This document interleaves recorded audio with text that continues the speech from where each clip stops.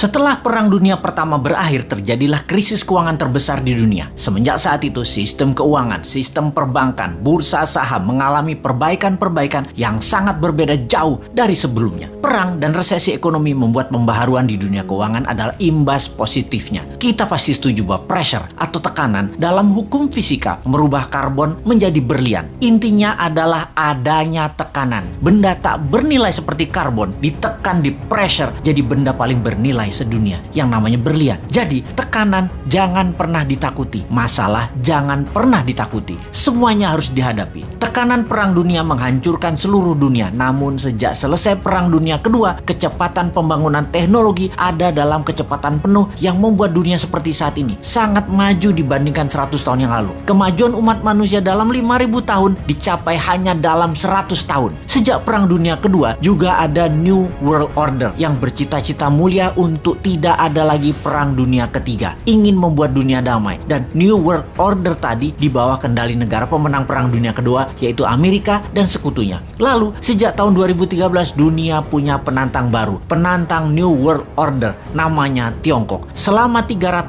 tahunan Tiongkok menguasai perdagangan. Tiongkok kemudian dikerjain sama Eropa di awal abad 20, dihajar Jepang, sehingga dalam 200 terakhir penjajahan Eropa membawa kemunduran bagi Tiongkok. Deng Xiaoping kemudian punya ambisi besar, yaitu rebut kembali perdagangan dunia di bawah kendali Tiongkok. Dan kemudian faktanya adalah dalam 40 tahun, sejak tahun 1989 hingga saat ini, Tiongkok membuktikan telah menjadi negara perdagangan nomor 1 di dunia lagi. Menjadi negara kedua terkaya di bawah Amerika. Dan di tahun 2013, Tiongkok mulai ekspansi ekonominya. Strategi mencaplok ekonomi itu namanya BRI atau Belt Road Initiative, atau juga dikenal dengan nama lain, OBOR, One Belt One Road. Dunia diikat atau di belt menjadi satu, semuanya ke arah Beijing. Negara di bawah Tiongkok diperlakukan seperti provinsinya Tiongkok, sampai menggunakan yuan mata uangnya. Banyak negara Afrika, Asia, Amerika Latin yang mulai dikendalikannya. Memang ekonominya negara tersebut terlihat maju, tetapi hanya fisiknya saja yang maju, yaitu gedung, jalanan, namun kedaulatannya terambil, terutama uangnya. Sungguh, darahnya ekonomi adalah uang, dan uangnya itu harus pakai yuan. Di tahun 2016, seorang Sontoloyo yang namanya Trump menang presiden di Amerika, dan selama 4 tahun terjadilah perang dagang yang dimenangkan Amerika secara telak. Tiongkok tidak tinggal diam. Globalis cabal yang sejak lama bersama mereka memilih presiden lemah yang namanya Biden dan dimenangkan. Amerika mendadak menjadi mitra Tiongkok kembali saat ini. Pada saat PKC, Partai Komunis Tiongkok, beberapa minggu yang lalu ulang tahun ke-100, Xi Jinping dengan berani mengatakan akan memenggal kepala negara yang berani membuli Tiongkok, akan mengambil kembali Taiwan, Hong Kong, dan Macau. Bukan one country two system, tetapi one country Tiongkok only, dan menyiapkan 1000 silo tempat peluncuran roket berhulu ledak nuklir. Saat ini dunia dalam keadaan Perang Dunia Ketiga melawan virus akan menjadi perang militer Perang Dunia Ketiga sesungguhnya. Pernyataan sederhana dari pakar intelijen yang mengatakan, kalau Amerika tidak serang Tiongkok sekarang, mendiamkan Tiongkok sampai 10 tahun ke depan, Amerika tidak akan pernah menang perang dengan Tiongkok. Tiap tahun Tiongkok akan semakin kuat dan semakin kuat. Indonesia bagaimana? Pepatah gajah berkelahi dengan gajah, pelanduk mati di tengahnya. Jangan sampai terjadi. Amerika dan Tiongkok berperang, jangan sampai Indonesia jadi pelanduk mati di tengahnya. Kita harus segera berdaulat. Ambil kesempatan ini untuk berdaulat. Inilah masa yang tidak ada lagi yang terbaik dibandingkan masa ini. Pertama, Bappenas membuat perhitungan dengan rinci. Berapa cost accountingnya untuk Indonesia menjadi negara superpower di tahun 2045? Berapa biayanya? Buat 3 step. Menjadi negara berdikari di tahun 2025, menjadi negara maju 10